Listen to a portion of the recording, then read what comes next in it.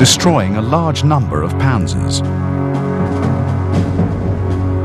The German artillery could make little impression on the heavily armoured Matildas, and in desperation, Rommel formed a gun line made up largely of flak 88s.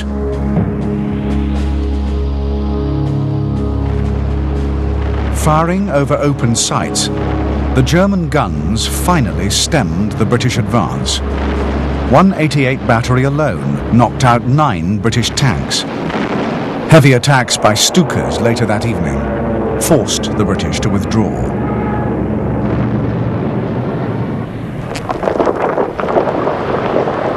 As the British Expeditionary Force were preparing to attack at Arras, General Weygand was startled to learn that Guderian's panzers had reached the Channel coast the previous evening.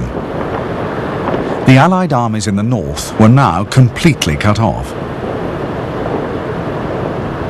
After much debate, it was decided the Allies would fall back to a new front marked by Valenciennes, the River Escaut, the old frontier position from Molde to Allouin, and the River Lys.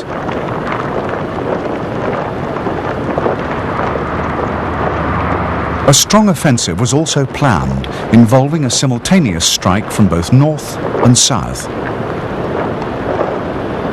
While returning to his headquarters, General Biot was killed in a car crash, and it was not until the following day that his successor received the necessary orders. The French First Army was consequently behind schedule. As the Allies effected the withdrawal to their new positions, their progress was severely hampered by the flood of refugees fleeing the advancing Germans and continuous Luftwaffe bombing raids.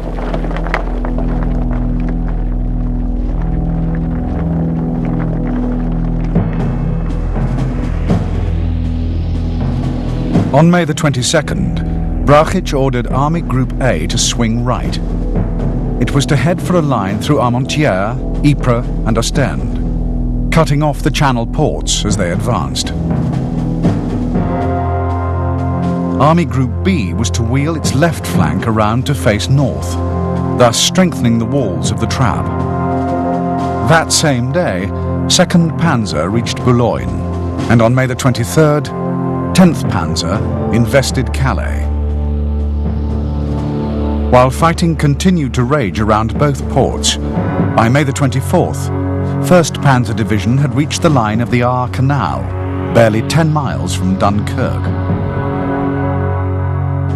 At this moment, the Germans were closer to Dunkirk than most British formations, and between them and their objective, there stood just one British Expeditionary Force battalion.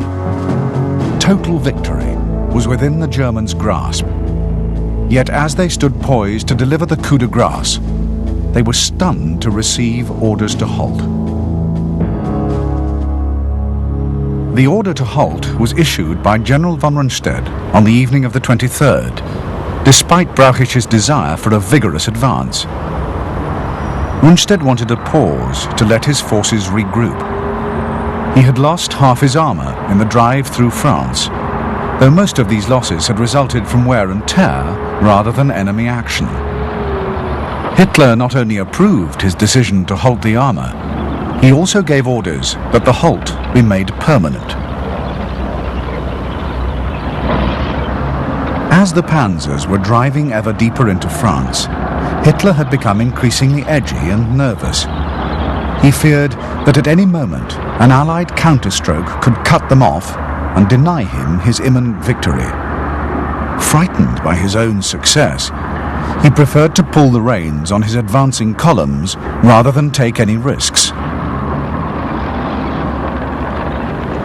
Hitler may even have wanted to avoid destroying the BEF. While visiting Rundstedt, Hitler astonished his generals by speaking admiringly of the British Empire. He claimed all he wanted from Britain was that she acknowledge Germany's continental supremacy. Once France was defeated, Hitler assumed he could make peace with Britain. Sparing the British army would, Hitler believed, make that peace easier to reach. Above all, there was the influence of Hermann Göring. Goering was eager that the glory of the final victory should belong to the Luftwaffe. He argued that the Luftwaffe was much more loyal to the Nazi party than the army, and they therefore deserved the honor of the ultimate triumph.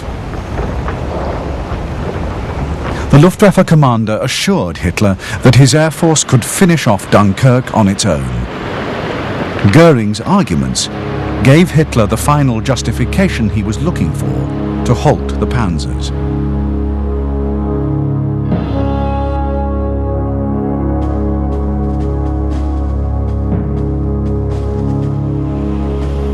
Since May the 20th, a huge flotilla of ships of all sizes was being assembled along England's Channel coast in case the British Expeditionary Force would have to be evacuated.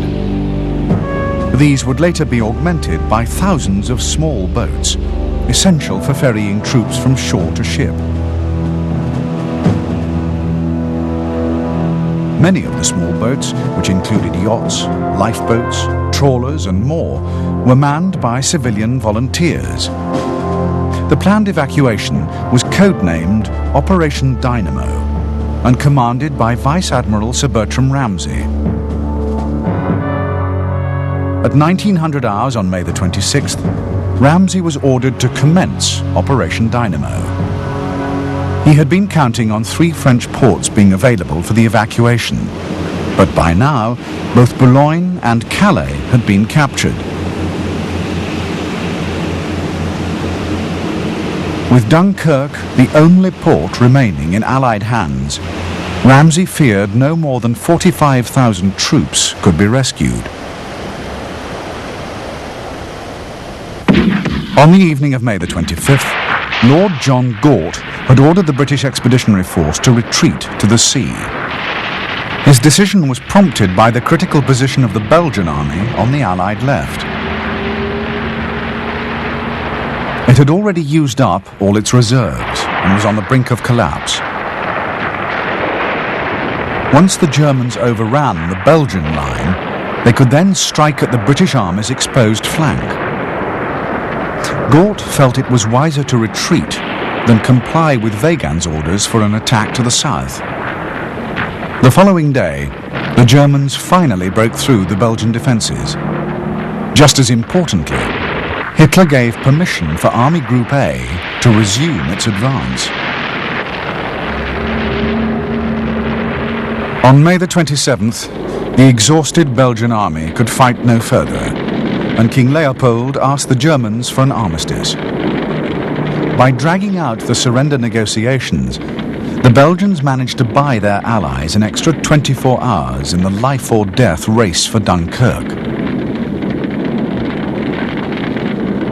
Nonetheless, it took hard and desperate fighting by French and British forces to keep their escape routes open.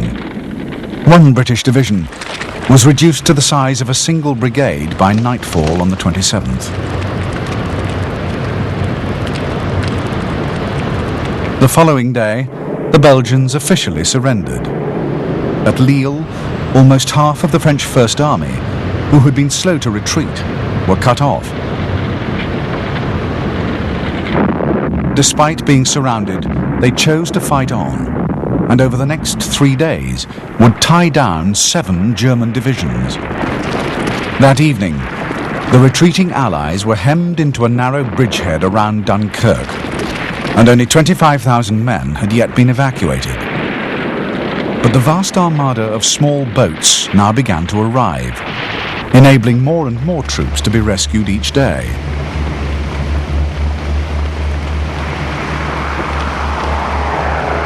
Poor weather had hindered Luftwaffe operations during the early stages of the evacuation. The first heavy Luftwaffe raid did not come until May the 29th, but their attacks increased in intensity over the next 3 days. Though the RAF committed every available plane to provide fighter cover, they were heavily outnumbered. Nor could they stay long because of the distance from England. Luftwaffe attacks accounted for 243 ships, including 8 destroyers and 8 troop carriers.